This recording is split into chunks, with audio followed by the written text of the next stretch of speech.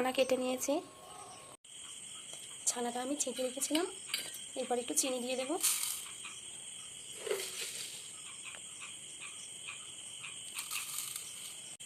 একটু ভালো করে থেসে নেব।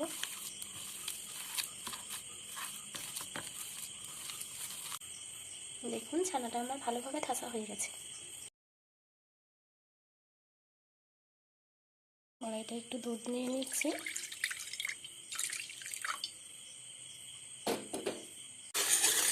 দুধটা একটু নেড়ে নেব।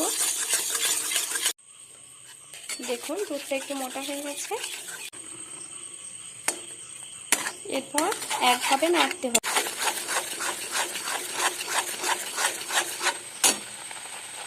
এরপর এতে একটু আমুল দুধ দিয়ে দেব। দেখুন এটা আমার হয়ে গেছে। এরপর নামিয়ে নেব। থালাটায় একটু ঘি দিয়ে নিলাম, তাহলে তাড়াতাড়ি সন্দেশটা উঠে যাবে। থালাতে ঢেলে নিয়েছি, দিয়ে খুন্তির সাহায্যে মেলে দিয়েছি। উপর থেকে একটু অ্যালমন্ড ছড়িয়ে দিয়েছি, দিয়ে কিছুক্ষণ রেস্ট রেখে দেবেন। দেখুন সন্দেশ রেডি। আশা করি সবার খুব ভালো লাগবে। একদিন বানিয়ে খেয়ে দেখবেন।